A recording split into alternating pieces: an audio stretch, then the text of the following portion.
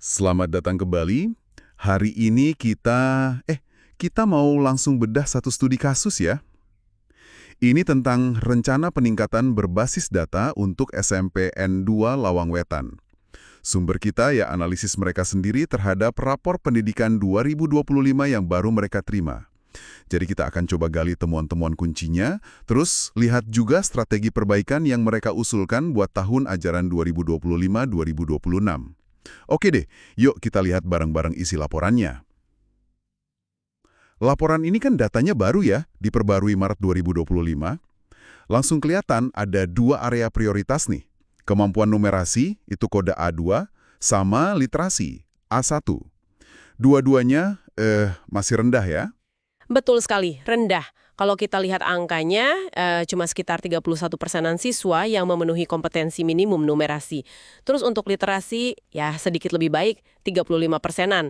Tapi ya itu, meskipun literasi ada naik dikit dari tahun sebelumnya. Tetap aja mayoritasnya masih di bawah standar ya.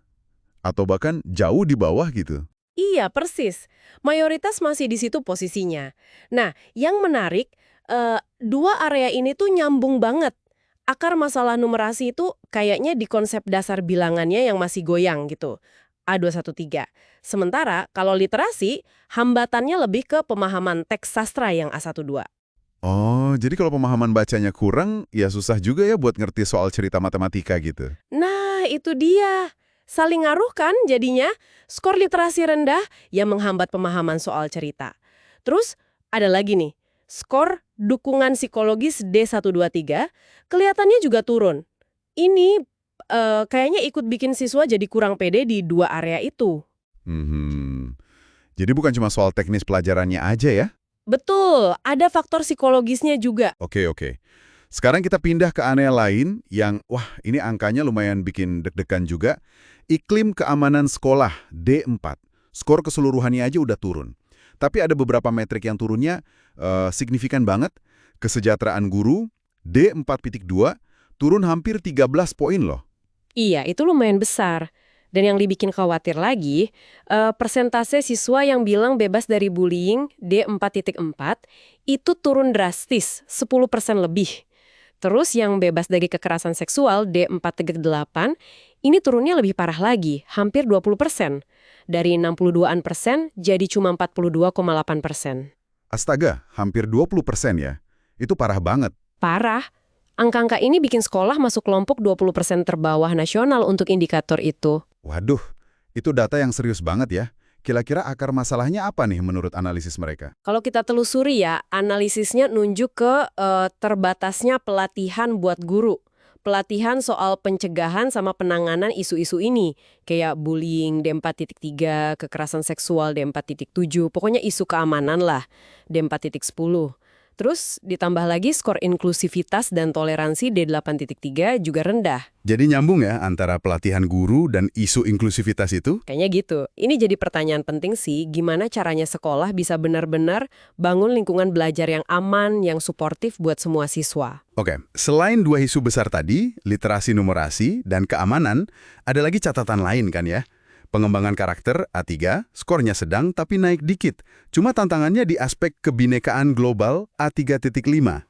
Terus kualitas pembelajaran D1 juga sedang tapi malah turun skornya, terutama di dukungan psikologis tadi D1.2 sama manajemen kelas D11. Terakhir soal manajemen sumber daya manusia, ini partisipasi komunitasnya S1 turun. Terus pemanfaatan TIK buat anggaran E3.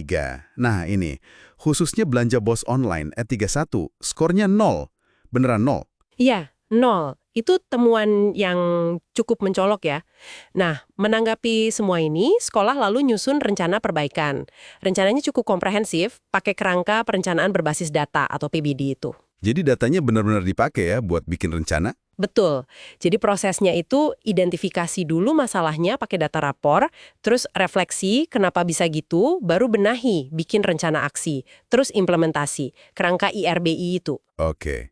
Terus fokus utama rencana aksinya apa aja tuh? Ada beberapa fokus utama ya. Pertama jelas ningkatin kompetensi guru.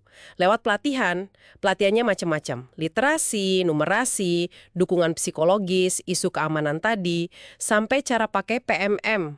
platform Merdeka Mengajar itu. Kedua, mereka mau pakai pembelajaran berbasis proyek, P5 itu. Oh, P5 ya. Buat apa tuh? Buat ngasah literasi, numerasi, sama karakter sekaligus. Terutama yang kebinekaan global tadi, kan P5 itu basisnya proyek nyata ya. Ketiga, implementasi program anti-bullying. Contohnya pakai program Roots yang ngelibatin siswa jadi agen perubahan. Keempat, ya lebih banyak ngelibatin orang tua sama komunitas. Kelima, ini soal dana BOS tadi. Optimalisasi alokasi sama pelaporannya pakai Arkas. Terus ada pelatihan pakai Siplah juga buat belanja online itu. Wah, lengkap banget ya rencananya kedengarannya. Targetnya gimana? Ambisius nggak? Lumayan ambisius sih buat jangka pendek. Mereka mau capai 50% siswa kompeten di literasi dan numerasi. Terus insiden keamanan mau diturunkan 15% di tahun 2026. Oke, jadi 50% kompeten dan turun 15% insiden. Cukup menantang ya? Iya, lumayan. Nah, jadi apa artinya semua ini buat Anda yang lagi dengerin? Ini contoh konkret banget ya, bagaimana data dari rapor pendidikan itu bisa jadi semacam fondasi kuat buat sekolah. Bukan cuma angka di atas kertas, tapi beneran jadi dasar buat nyusun rencana aksi yang jelas, terukur demi perbaikan nyata. Proses IRBT tadi, identifikasi, refleksi, benahi, implementasi, itu kayaknya jadi kunci banget ya buat perubahan yang bermakna. Jadi kalau kita ringkas, SMPN 2 Lawang Wetan ini punya PR besar ya, di kemampuan dasar siswa dan juga di menciptakan lingkungan belajar yang aman. Tapi paling nggak sekarang mereka udah punya peta jalan yang jelas. Berbasis data rapor pendidikan 2025. Betul. Rencananya di atas kertas sih kelihatan solid ya, detail juga, ada alokasi anggaran, kegiatan spesifik di RKT dan Arkasnya. Tapi, nah ini mungkin bisa jadi bahan renungan nih buat Anda.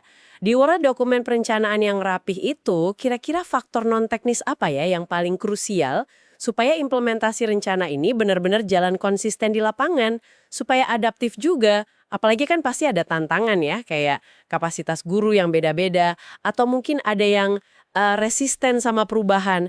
Gimana caranya biar target ambisius ini nggak cuma tercapai di angka, tapi benar-benar berkelanjutan gitu efeknya dalam jangka panjang.